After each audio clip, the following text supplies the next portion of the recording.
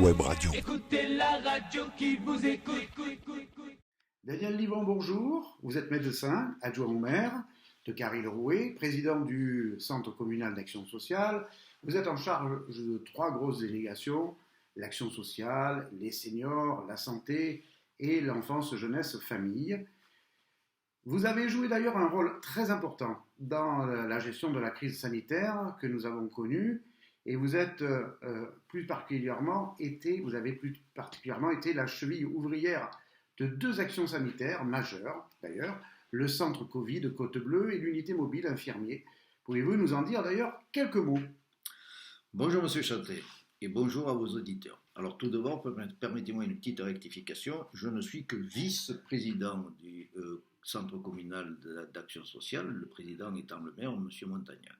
Alors disons que par ma double compétence de médecin et d'élu, j'ai été l'élément facilitateur et fédérateur entre des professionnels de santé en attente d'une proposition de leur municipalité et des maires désirés d'agir mais pris au dépourvu par l'ampleur de cette crise.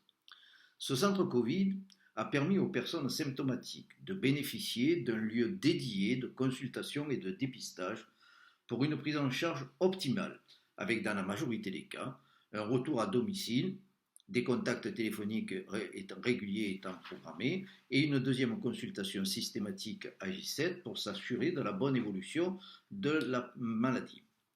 Cette réussite est avant tout le résultat d'un travail collectif.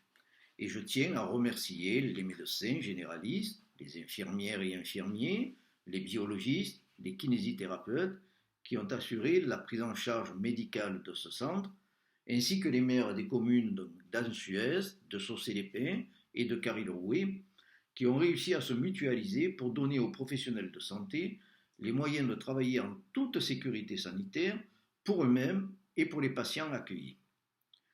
En ce qui concerne l'unité mobile que nous avons mise en place, elle est intervenue en complément du centre Covid pour permettre aux infirmières de gérer la prise en charge à domicile des patients Covid non hospitalisés et pour permettre de dissocier les circuits Covid et non Covid sur la commune. Mais je vais laisser la parole à l'une d'entre elles, Aline Sanchez-Zidane, qui a vécu cette situation de l'intérieur. Donc, merci Daniel, tout d'abord, de nous donner la parole, nous les infirmiers. Merci à Monsieur le maire aussi, d'avoir nous avoir vraiment aidés, nous avoir facilité avec ce véhicule qu'on a demandé.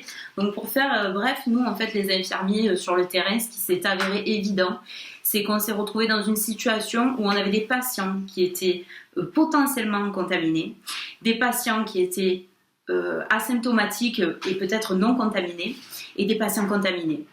Et de par en fait les croisements qu'on effectue dans nos tournées, nous les libéraux, on avait ce souci vraiment de ne pas croiser ces patients qui étaient asymptomatiques, tout ça. Donc on est venu vers vous et à ce moment-là on vous a dit on a besoin, s'il vous plaît, aidez-nous parce que les hautes instances ne nous facilitaient pas vraiment la tâche en étant la lenteur, tout ça. Donc qu'est-ce qu'on a fait ? On a demandé des moyens. Et on a obtenu ces moyens, on a demandé un véhicule dédié. On nous a prêté, donc la municipalité nous a prêté ce véhicule avec lequel on a organisé des tournées, on a fait des plannings, on s'est relayé avec les infirmiers. C'était vraiment une belle action parce qu'on a tous été fédérés et très rapidement. On a demandé aussi de l'argent pour pouvoir acheter des combinaisons, des masques, des lunettes de protection, des visières, des surchausses, des blouses. Et on a réussi, même si ça a été difficile, on a fait tout ce qu'on a pu, mais on a réussi à le faire. Et voilà. Et donc, merci parce que du coup, les infirmiers, je porte un peu leur voix aussi aujourd'hui parce qu'ils sont vraiment ravis d'avoir été autant épaulés au sein des 3 communes. Voilà, et on a été aidé aussi par Laurence Moraga et je vais lui laisser la parole pour qu'elle explique un petit peu le rôle aussi qu'elle a eu au sein de cette crise sanitaire. Merci Aline. Merci. Et merci à toutes les infirmières et tous les infirmiers qui se sont investis avec autant de dévouement pour soigner nos Cariens et merci. Bonjour Laurence. Bonjour Daniel. Donc merci de me donner la parole aussi. Donc en fait, Aline, donc, qui s'est occupée de la tournée Covid, m'a chargée de gérer le matériel acheté par la mairie. Déjà, dans un premier temps, de le mettre en sécurité. Donc, comme j'habite dans une caserne de gendarmerie, j'ai pris en charge ce matériel. Et ensuite, j'ai donc préparé des fiches de stock, j'ai classé les produits. Et au fur et à mesure qu'il y avait des demandes des infirmiers, j'ai tout simplement mis à disposition, préparé le stock qui était demandé. Et pour sécuriser d'un point de vue sanitaire, j'ai utilisé donc mon véhicule, qui est un gros multivan, que j'ai désinfecté à chaque fois. Je préparais le stock à l'intérieur. Le véhicule était également stocké dans la caserne pour des questions de sécurité.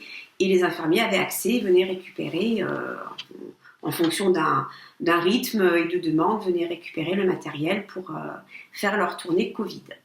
Mais Voilà. quand on sait combien le matériel pouvait disparaître donc très facilement, Tout à fait. je pense que c'était une mesure nécessaire C'est et ça. merci d'avoir aidé J'en suis donc, à ravie. cette sécurité. J'en suis ravie. Merci et merci également donc à Stéphane Moraga Tout à fait. d'avoir accepté d'assurer ce rôle.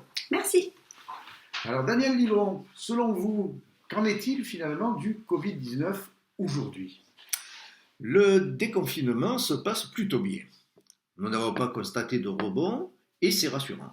Mais en même temps, le Covid est toujours là. 150 clusters sont identifiés à ce jour en France et il y a chaque jour entre 500 et 600 nouveaux cas de contamination. C'est pourquoi il faut rester raisonnablement prudent et respecter, pour quelque temps encore, les distances de 1 mètre en extérieur et le port du masque en espace confiné.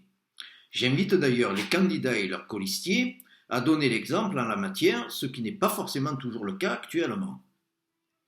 Je pense malgré tout que nous arrivons à la fin de cette première vague. Mais bien malin qui pourrait prédire l'avenir, et une deuxième vague à l'automne ou à l'hiver prochain reste une possibilité à laquelle nous devons nous préparer.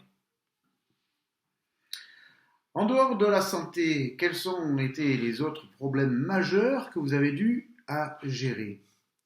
Il y en a eu beaucoup, vous l'imaginez, mais j'en retiendrai 2. Tout d'abord, dans les conditions difficiles de ce confinement, il nous a fallu inventer des stratégies nouvelles pour assurer le maintien de la cohésion sociale et la continuité de notre mission d'aide et d'accompagnement envers les personnes les plus en difficulté. Toute l'équipe du Centre communal d'action sociale, plus communément appelé CCAS, a fait en ce sens un travail remarquable, malgré les conditions difficiles, et je tiens à les en remercier. Dans le même temps, nous avons eu à gérer des besoins surmultipliés des personnes âgées. Des courses de première nécessité, des médicaments, la prévention de l'isolement, un petit coup de fil pour s'assurer qu'ils allaient bien, donc, ou discuter un petit peu avec eux, etc., etc. Ce qui m'a amené à faire appel à des bénévoles. Plus de 50 bénévoles se sont proposés et ont assuré, sous contrôle du CCAS, cette mission avec beaucoup de dévouement. Des liens très forts se sont d'ailleurs tissés entre bénévoles et seniors, au point que nous allons nous attacher à consolider et à pérenniser ces actions solidaires d'après Covid. C'est Mathieu Vernet qui est plus particulièrement chargé de ce dossier et je lui laisse la parole si vous le permettez. Bonjour Daniel. Bonjour Mathieu. Bonjour tout le monde. Alors effectivement, le confinement était très difficile pour tout le monde. On en gardera effectivement un souvenir impérissable sur beaucoup de plans. Mais en même temps, ce confinement a été, désolé de vous le dire, mais bénéfique. Parce qu'il aura vu naître énormément de belles choses. Essentiellement de par des actions citoyennes, de par des initiatives sur tous les plans. La santé, le social, que ce soit aussi des actions en présentiel, le fait de porter les courses, d'aller prendre des nouvelles à droite, à gauche, mais aussi sur les réseaux sociaux, sur Internet. Le déconfinement est arrivé et nous nous sommes dit que ce serait dommage que toute cette belle énergie ne puisse perdurer. Voilà. Donc on a essayé de réfléchir avec toute notre équipe, donc avec Jean-Pierre Souriat, avec Michel Caradia, Laurence Moraga, Nicole Brassard, et puis en même temps toi-même. On a essayé de réfléchir un petit peu à des moyens, des outils qui pourraient pérenniser, organiser un petit peu plus tout ça, pour que notre belle côte bleue puisse rayonner, non pas que par sa beauté, mais aussi par ses actes, par en tout cas la beauté intérieure des habitants qui y vivent. Voilà, donc on vous en dira plus sûrement plus tard, parce que c'est encore en développement, et on a vraiment pas mal d'idées en tête, donc ça prend du temps, mais promis, on reviendra vous en dire plus. Merci Mathieu, c'est une belle initiative donc, et merci de t'investir à ce point pour la solidarité de nos seniors. Je vous en prie. Daniel Livon, un petit mot pour conclure cette interview. Écoutez, ma conclusion sera simple. Je voudrais juste féliciter et remercier les Cariennes et les Cariens pour leur comportement citoyen et responsable pendant toute cette phase de confinement. Je voudrais aussi rendre hommage à tous les soignants de notre commune, à tous les acteurs du maintien de la continuité des services indispensables, qu'il s'agisse de nos caissières, de nos postiers, de nos éboueurs, de nos agents de l'antenne municipale ou des agents municipaux. Et je voudrais terminer par un hommage tout particulier à tous ces bénévoles anonymes qui ont œuvré pour soutenir, accompagner et aider toutes les personnes en difficulté pendant ces 3 mois de confinement. Merci Daniel Livon, et franchement, vous avez fait un très très beau travail pour Carry-le-Rouet et pour la Côte Bleue. Merci, merci. Et surtout, eh bien, on réécoutera sur Fréquence Sud, mais également sur d'autres supports, cette interview, car il est très intéressant. Et si ça peut faire école dans d'autres endroits, eh bien, c'est formidable. Merci, et tout de suite, on retrouve la musique. Fréquence Sud. Web Radio. Écoutez la radio qui vous écoute.